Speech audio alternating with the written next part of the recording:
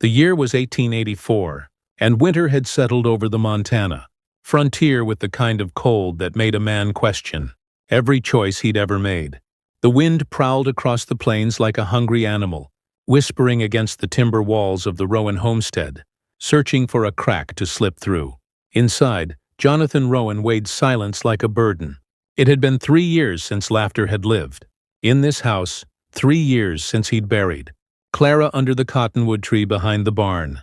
The grave marker was simple pine, weathered now, leaning slightly from the wind.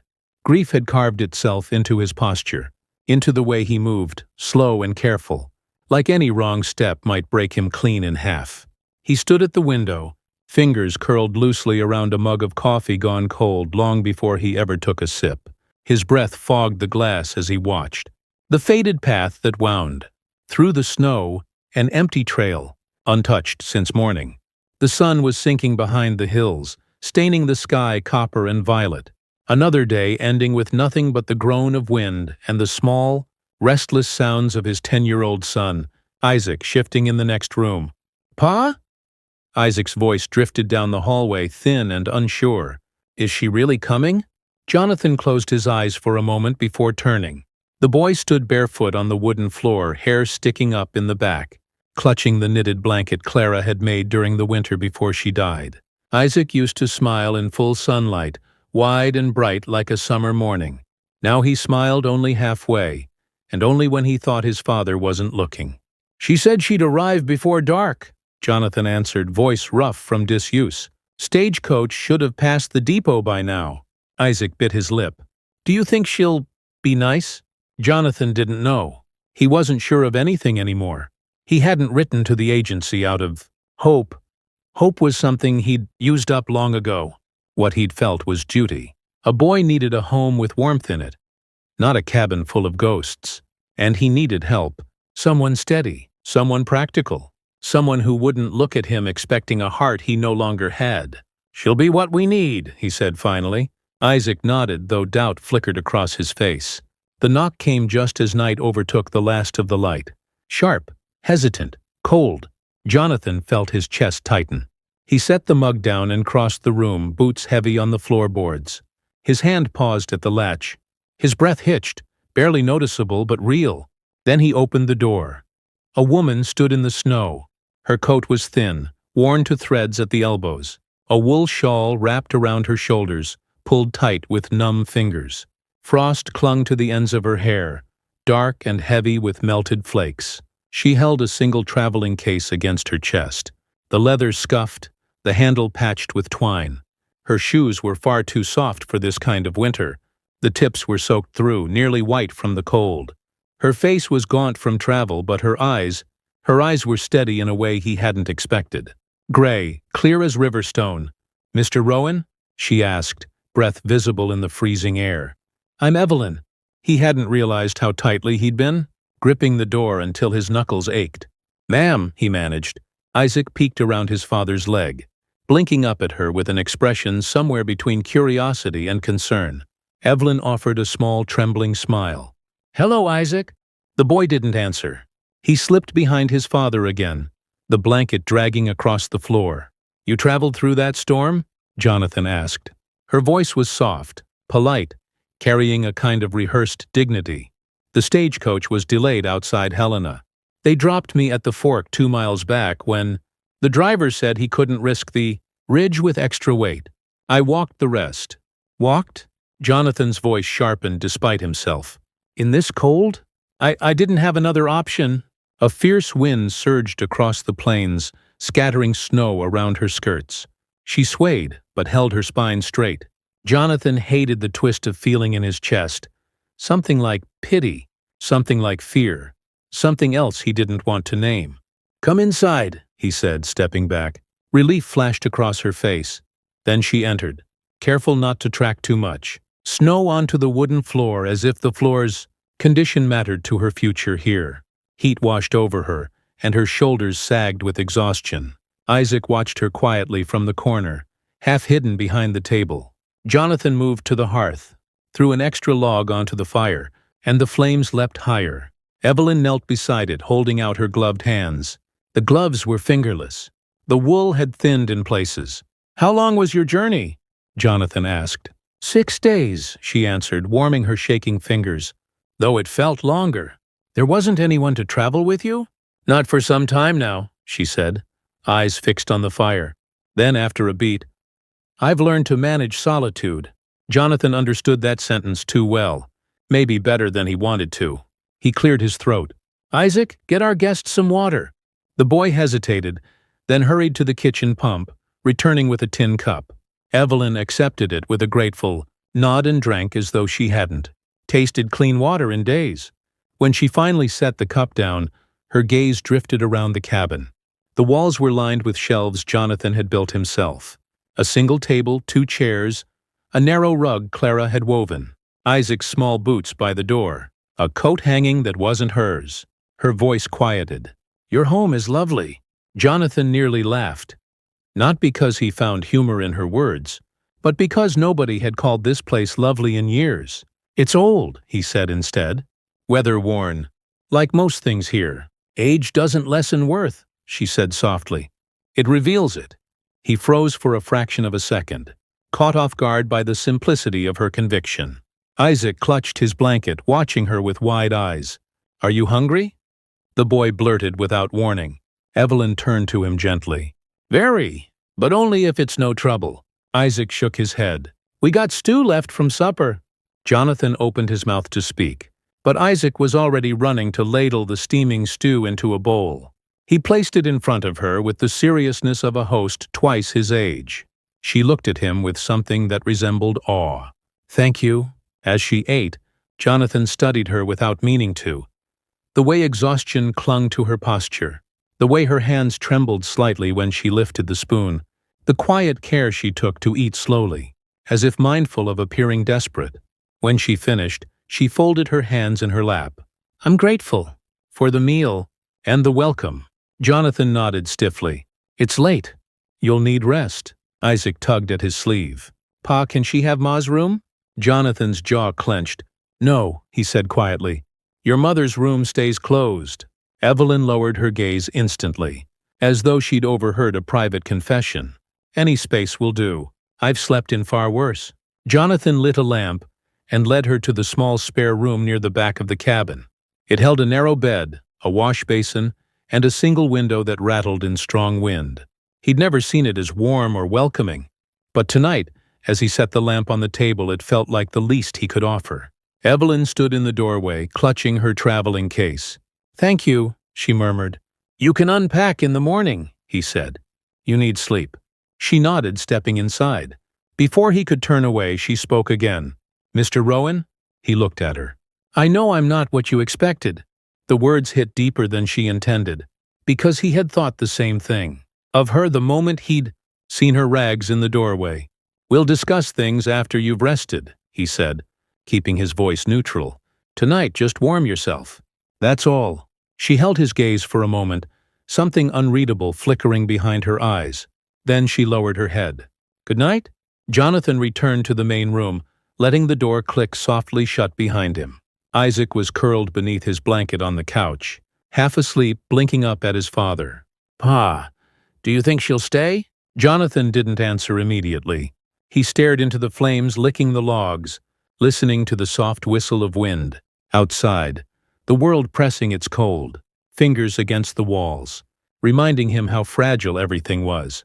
We'll see, he said quietly. Isaac's eyelids drooped. She smiled at me. Jonathan swallowed. I know. She seemed lonely. His voice faded. Like us? Jonathan felt something shift inside him, subtle as the heat rising from coal. When the boy finally slept, Jonathan stepped outside onto the porch. The moon hung low over the plains, turning every snowdrift silver. Breath billowed from him in slow clouds. Behind him, inside the cabin, was a stranger, a woman who had walked 2 miles through a Montana winter because she had no other place left to go. A woman who smiled gently despite frost on her lashes. A woman who carried dignity like an ember she refused to let die. He closed his eyes. He had opened his door tonight, and somehow, without asking for anything, she had already stirred air in a house that hadn't breathed in years. He stood in the cold a long time before finally going back in, shutting out the winter as the fire flickered warm against the walls. Inside, for the first time in a long while, the silence didn't feel empty. It felt like the beginning of something shifting, something waking, maybe even something returning. The first light of morning seeped through the cabin windows long before the rooster crowed. Winter mornings in Montana never rushed. They unfolded slowly, like the sky had to negotiate with the cold before letting the sun in. Jonathan stirred awake to the faint crackle of the fire, still burning low in the hearth. He'd fallen asleep in the chair again, boots still on, coat slung half across him like a makeshift blanket. For the first time in years, he wasn't the first one awake. Soft movement drifted from the kitchen. A gentle clatter, the sound of water being poured, the wooden floor creaking lightly under careful steps. Jonathan straightened in the chair, frowning. Isaac still slept on the couch, curled tight in Clara's old blanket, thumb pressed against his palm the way he did when he dreamed of things that worried him. Jonathan rose quietly, not wanting to disturb him, and crossed the room. Evelyn stood at the stove, stirring a pot with slow, practiced motions. Her hair, still damp at the ends, was braided loosely down her back. She had cleaned her dress from the night before, but the threads at the seams still revealed the truth of a life lived in hardship. She hummed, barely audible, a melody unfamiliar and soft, like a lullaby sung from memory rather than joy. She didn't notice Jonathan at first, not until the floor groaned under his weight. She turned quickly, startled but not afraid. "Good morning," she said, voice quiet like she wasn't sure if she had the right to speak that loudly in someone else's home. Jonathan nodded stiffly. "You're awake early." "I'm used to rising before dawn," she replied. The habit stuck. Then, almost apologetically, "I hope you don't mind that I started breakfast." He leaned against the doorway, arms folded. "Only if you burned it." Her lips twitched. Not quite a smile, but close. "No danger of that." Jonathan stepped closer, peering into the pot. Oatmeal thickened in the heat. Cinnamon dusted across the top. He hadn't tasted cinnamon he didn't remember how long. Clara used to keep a little on hand, saving it for celebrations, or long winters when Isaac needed something warm for his heart, as much as his belly. "I found a jar in the cupboard," Evelyn said softly, as if reading his thoughts. "Didn't want it to go to waste." He didn't respond, because he wasn't used to the way her voice softened the edges of the room. Isaac blinked awake moments later, rubbing his eyes as he shuffled toward the table. Evelyn smiled. "Good morning, Isaac." The boy froze. For a heartbeat, he seemed unsure how to respond, like he was still learning how to greet someone not made of memories. Then he whispered shyly, "Good morning." She served him first, placing the bowl gently in front of him. Isaac took a tentative bite, his face lit with a surprise so pure it startled Jonathan. "This is really good." Color rose faintly in Evelyn's cheeks. "I'm glad." Jonathan sat down slowly as she placed the second bowl in front of him. Their hands brushed for a split second. Her fingers were warm despite the cold morning air. He ignored the jolt that followed. He ate in silence, but he couldn't deny it. The food was good, warm, comforting. A kind of comfort he hadn't allowed himself in years. After breakfast, Isaac ran outside to check the water trough behind the barn. Jonathan rose to put on his coat, but Evelyn stopped him. "I'll do the washing," she said quietly. "You have chores." He hesitated. He wasn't used to someone stepping into the rhythm of his life like she belonged there. Not since Clara. And the strange part, Evelyn didn't seem like she was trying to impress him. She moved around the house like someone grateful for purpose, someone who understood the weight of work. He nodded once and headed outside. The wind cut sharp across his face, the kind of cold that demanded respect. Snow piled high along the fence line. The cattle huddled near the barn, breath steaming into the air. Jonathan worked through his chores, with the efficiency of a man who'd had nothing but labor to keep him sane. The axe rose and fell as he chopped firewood. The barn door creaked as he repaired a broken hinge. The trough water cracked as he broke the ice. But every so often, he found his mind drifting back to the cabin, to the soft clatter of dishes, to the gentle sound of Evelyn's voice when she spoke to Isaac, to the way she carried quiet dignity like a candle in a long hallway. When he finished, He returned to the house and paused at the porch. Inside, laughter floated through the door. Real laughter. He hadn't heard that sound in this cabin since before Clara died. He stepped inside. Isaac sat at the table with a handful of dried beans. Trying to count them, brow furrowed. Evelyn sat beside him, guiding him gently. "See?" she said, pointing. "If you group them by fives, the numbers get easier." Isaac grinned. "That's so much faster." Jonathan's chest tightened. Evelyn looked up and noticed him standing there. "Your son is very bright," she said. "He gets that from his mother," Jonathan replied before he could stop himself. Silence slipped between them for a moment. Not cold, but thoughtful. "Isaac told me a little about her," Evelyn said softly. "She sounds like she was very kind." "She was," Jonathan said quietly. He turned away before the ache could settle deeper inside him. The day settled into a rhythm that felt unfamiliar but not unwelcome. Evelyn made no assumptions, and yet she found small ways to make herself useful. Patching, a draft under the windowsill, organizing the shelves, teaching Isaac little tricks for reading and counting. She didn't meddle. She didn't pry. She simply existed in the space. Steady, soft, present. By evening, Isaac was nodding off at the table. Jonathan carried him to bed while Evelyn cleaned the kitchen. When he returned, he expected her to be sewing or preparing for bed. Instead, she stood by the window, hands folded, watching the snowfall outside. The lamplight touched the edges of her hair, casting a faint glow along the braid. "You walked 2 miles in weather like this," Jonathan said quietly. Evelyn didn't turn. "I've lived through worse storms." He studied her for a long moment. "You were a governess, weren't you? Before whatever brought you here?" She released a slow breath. "Yes, for a family in St. Louis." "What happened?" Her shoulders rose slightly. "Hardships that aren't important for tonight." "Tonight?" She finally turned, eyes meeting his with a calm that bordered on unnerving.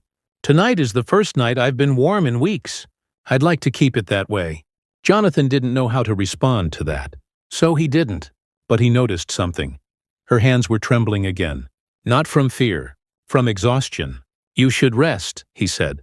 "We can talk tomorrow." She nodded once. "Good night, Mr. Rowan." "Jonathan," he corrected without thinking. She paused, then nodded again. "Oh, good night." "Jonathan." He didn't sleep easily that night. The wind rose, clawing at the shutters. But it wasn't the storm that kept him awake.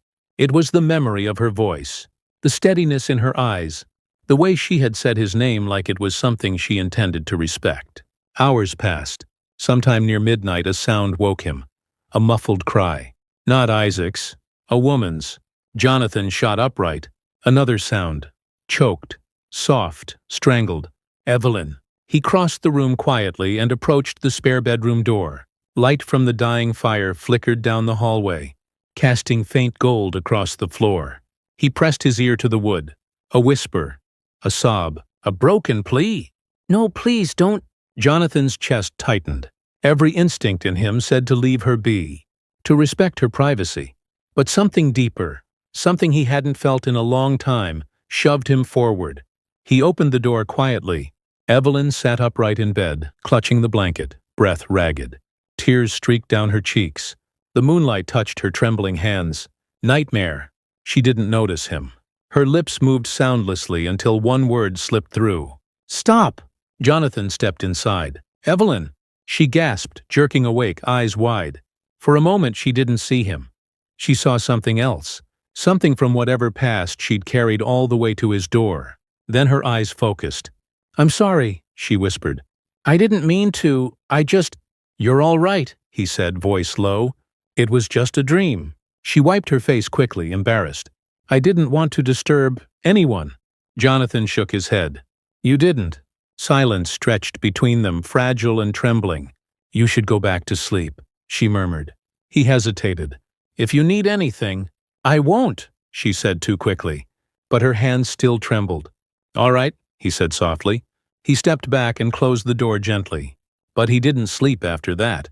Long after the storm died into quiet, Jonathan sat awake by the fire staring at the flames. Evelyn's trembling voice echoed faintly in his mind. And deep in his chest, something that had been ice for years began, ever so slightly, to thaw. The next morning broke clear but frigid, the kind of winter day where the sky looked deceptively gentle while the air bit straight through a man's coat. Jonathan hadn't slept more than an hour, but he moved through the cabin quietly, stoking the fire, pumping water, pretending he wasn't listening for any sign of distress from the spare room. Evelyn emerged just after dawn. Her hair had been brushed smooth, her dress neatly repinned, her face composed. But Jonathan saw the faint redness around her eyes, the tired tremor in her fingers. She tried to hide it with posture and politeness, but he noticed. He noticed everything now. "Good morning," she said with the soft steadiness of someone who had practiced sounding fine for years. "You feeling all right?" Jonathan asked. "Yes." Too quick, too polished. He didn't push. Not yet. Isaac came bounding out moments later, nearly colliding with her. She steadied him with both hands on his shoulders. "Careful," she laughed gently, the sound small but real. "You're growing too fast. Soon your father will have trouble keeping up." Isaac's chest puffed with shy pride. "I already run faster than him." Jonathan raised an eyebrow. "You think so?" "Maybe not faster," Isaac corrected, "but closer." Evelyn smiled, and for a moment, she didn't look like someone who'd woken from nightmares. Breakfast was simple: biscuits, leftover oatmeal, and the quiet between them felt warmer than the day before. Isaac chattered freely now, telling Evelyn about the time a calf had chased him around the barn, or how he once tried to fish in the shallow creek behind the cottonwood tree and lost his boot in the mud. Evelyn listened with such intent focus that even Jonathan found himself watching her watch his son. When Isaac ran to fetch his coat, Evelyn began gathering dishes. Jonathan stopped her with a gentle but firm hand on the table. "You don't have to work yourself ragged your first week here." She blinked at him, confused. "It's no trouble." "I know," he said. "That's what worries me." Her breath hitched at the honesty in his voice. She looked away. "I'm used to being useful." He studied her a long moment. Useful. The way she said the word made his stomach twist, as if being useful was the only way she believed she deserved space in a home. When she reached for the bowl again, Jonathan caught her wrist, not hard, but enough to make her eyes lift to his. "You don't need to prove yourself here," he said. Her eyes softened, but her voice trembled. "Old habits die hard, Jonathan." He released her slowly. Isaac burst back in with his boots half-laced. "Pa, can Miss Evelyn come see the barn?" Evelyn looked surprised. "If your father doesn't mind." Jonathan opened his mouth to refuse. He didn't like strangers in his barn. But something in Isaac's hopeful expression stopped him. He sighed. "All right, but stay close. It's icy." Isaac cheered and grabbed her hand before she could even put on her gloves. Outside, the winter sun cast long shadows across the snow. Evelyn walked carefully beside Isaac as he tugged her toward the barn. Jonathan followed behind, hands shoved in his coat pockets. When they entered, the animals stirred lazily at the sudden burst of cold air. The barn smelled of hay, earth, wood, and something older, comforting. Evelyn paused, eyes drifting across the wooden beams, the hanging tools, the neatly stacked wood pile. The stall doors Jonathan had repaired himself. "It's beautiful," she whispered. Jonathan frowned. "It's just a barn." She shook her head. "No, it's the kind of place built with care. You can tell when something is built by a man trying to keep his family safe." His chest tightened, muscles constricting around a memory he wasn't ready to touch. She walked forward, running her hand along the smooth wood of the nearest stall. "I used to look at things like this and imagine what it would feel like to belong somewhere." Jonathan froze. Isaac moved to pet a calf, oblivious to the weight of her words. "You belong here," Jonathan said before he could stop himself. Her breath caught. She faced him, gray eyes wide. "You don't have to tell me that to ease my nerves." "I'm not telling you for your nerves." Her lips parted slightly. The air between them shifted, warming just a little against the cold. But before anything else could be said, Isaac tugged on her skirt. "Miss Evelyn, look! This calf likes you." She knelt beside the animal, laughing when it nudged her palm. The sound echoed softly through the barn, filling spaces Jonathan had long thought hollow. He watched her, not with the reluctance he'd had at first, but with something else, something dangerous, something healing. Later, after chores were done, Isaac dragged Evelyn on a grand tour of the homestead. Jonathan followed at a distance, listening as Isaac asked question after question, and Evelyn answered each with patience, as though the boy's curiosity were the most precious thing she'd ever been given. But when they reached the cottonwood tree, Evelyn's steps slowed. The bark was dusted with snow, and beneath it lay the small grave marker, a simple wooden cross, smoothed by time. She stopped. Her breath left her in a soft, cold cloud. Isaac looked up at her. "That's my ma!" Jonathan's pulse spiked. "Isaac?" "No, it's all right," Evelyn said softly. She knelt in the snow, brushing loose flakes from the earth. "She must have been wonderful." "She was," Isaac whispered. "She used to braid my hair even though I said braids were for girls." Evelyn laughed, but there was sadness in it. "Sounds like she loved you very much." "She did," Isaac said. Then, with a small, fragile voice, "Do you think she'd like you?" Jonathan's breath caught. "Isaac?" Evelyn placed a gentle hand on the grave, bowing her head. "I hope," she said softly. Jonathan swallowed hard. The cold wrapped around him, but his chest felt unbearably warm. They walked back in silence. Hours later, when Isaac napped, Evelyn prepared tea from dried leaves she'd found in the cupboard. Jonathan sat across from her at the table, the fire crackling behind them. Snow drifted outside like quiet feathers. He cleared his throat. "Evelyn, last night, your nightmare." Her spoon froze mid-stir. She set it down slowly. "I apologize." "Don't." His voice came out more solid than he intended. "I just want to know if you're in any danger. From the past."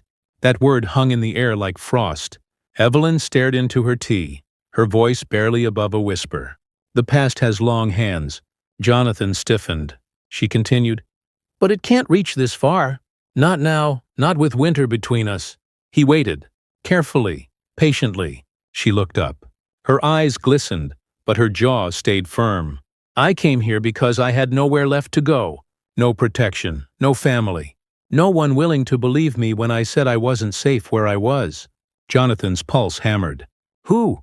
he asked quietly. Her hands trembled. "Someone who believed he owned me." Jonathan's blood boiled. Every protective instinct in his body rose like fire. Before he could speak, she shook her head. "I didn't come here to bring trouble into your home. I only wanted a place where I could breathe again." "You have that place," Jonathan said, voice low, steady, absolute. Her breath hitched at the certainty in his tone. "Jonathan, why are you being kind to me?" He held her gaze. "I'm not being kind," he said. "I'm telling you the truth." Evelyn swallowed, eyes shining. "And what truth is that?" "That you deserve safety," he said. "You deserve rest. You deserve more than whatever you came from." She pressed her lips together, fighting a tremor. The kettle's steam curled between them like a fragile thread. Jonathan leaned forward slightly, voice rough. "And as long as you're here, no one touches you. No one harms you. No one claims you." Her breath trembled. "Why?" she whispered. "Because," he said quietly, "you walked through a storm to get here. You earned your place before you ever knocked on my door." Her eyes shimmered. Hurt. Gratitude. Relief all tangled into one trembling expression. For a moment she looked like she might cry. For the first time since she arrived, she didn't hide it. Jonathan didn't move. Didn't break the moment. The fire crackled.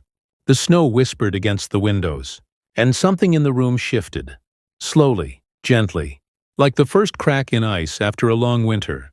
The storm rolled in 2 days later. Not the kind that brushed quietly at the windows, but the kind that reminded every living soul on the Montana frontier that winter held the real power here. Wind slammed against the cabin walls like fists. Snow churned sideways in violent sheets. The sky turned so white it looked blinding even through the window. Jonathan barred the door himself, pushing his weight into it until the latch held firm. "No one goes outside until it passes," he said. Evelyn stood by the hearth, her eyes tracking the movement of the flames. Isaac hovered close, restless from being trapped indoors. The cabin warmed slowly under the struggling fire. They cooked what little stew was left. They gathered blankets. They waited, and waited, and waited. Hours passed, but the storm didn't move on. Night pressed against the windows like a heavy hand. Isaac sat cross-legged near the fire, building tiny log structures out of kindling pieces.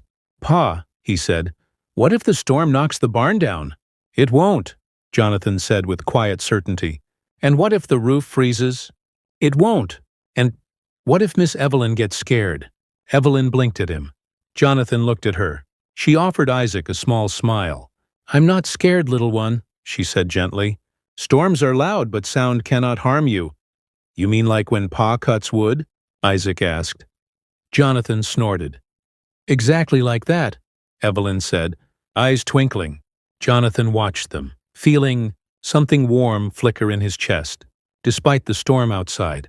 Evelyn hadn't smiled this much since she arrived, but late into the night, when the wind howled in a way that made even the walls shudder, Jonathan noticed her hands tightening around her shawl.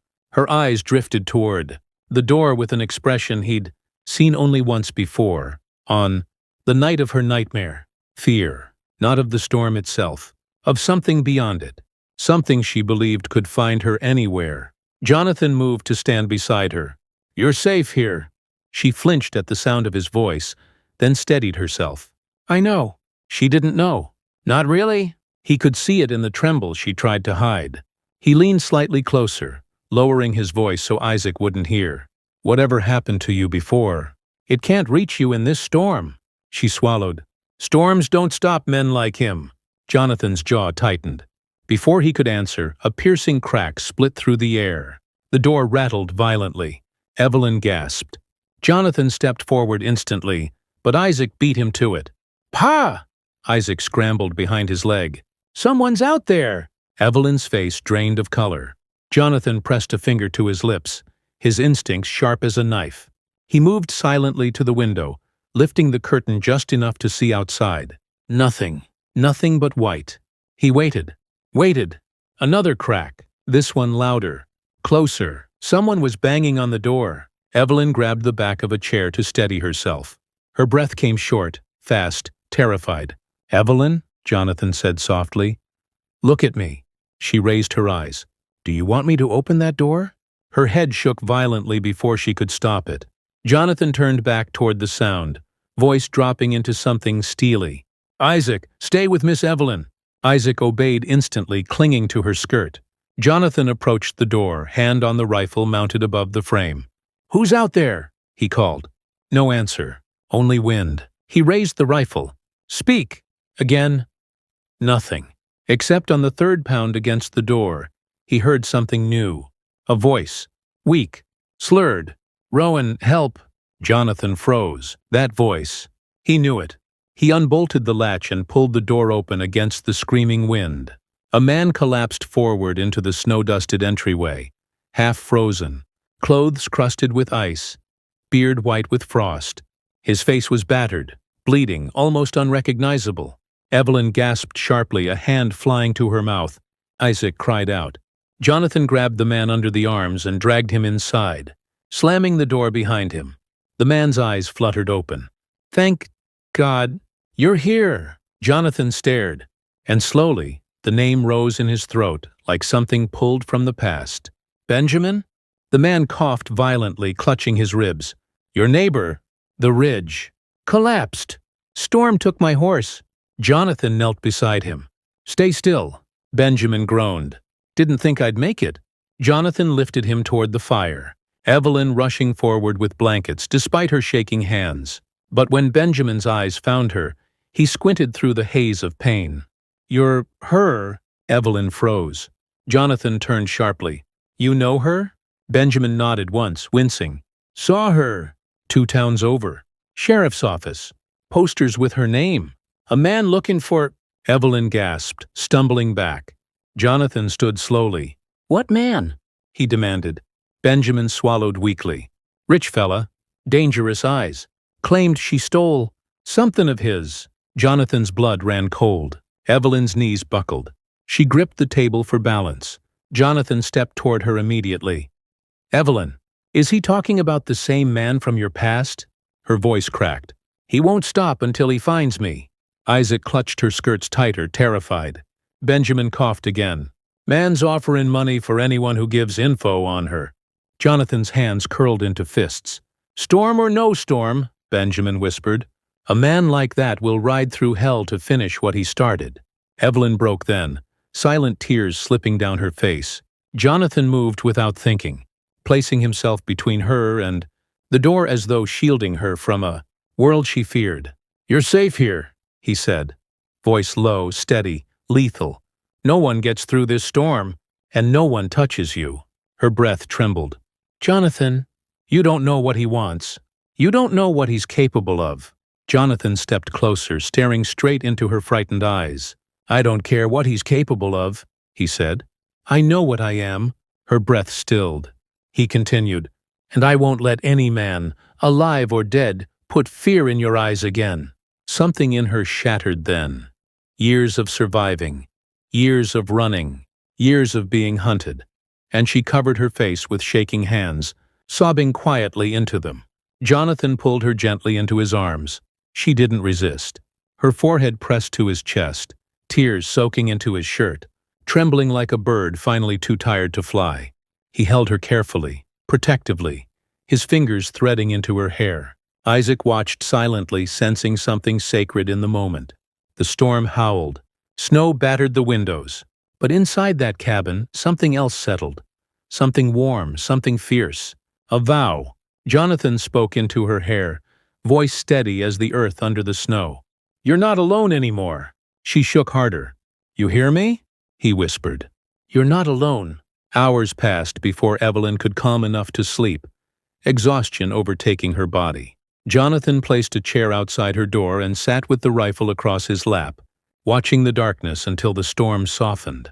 The next morning, the world was white and silent. The storm had spent itself. Benjamin slept on the couch, wounds bandaged.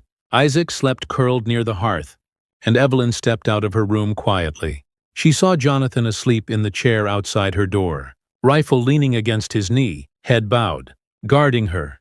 Her breath caught. She touched the frame of the doorway, steadying herself, her eyes softening into something tender, something terrified, something grateful. Jonathan stirred awake, blinking up at her. "You didn't have to sit here all night," she whispered. Jonathan shook his head. "Yes, I did." She stepped closer, voice trembling. "Why?" He held her gaze. His voice came quiet, raw, simple.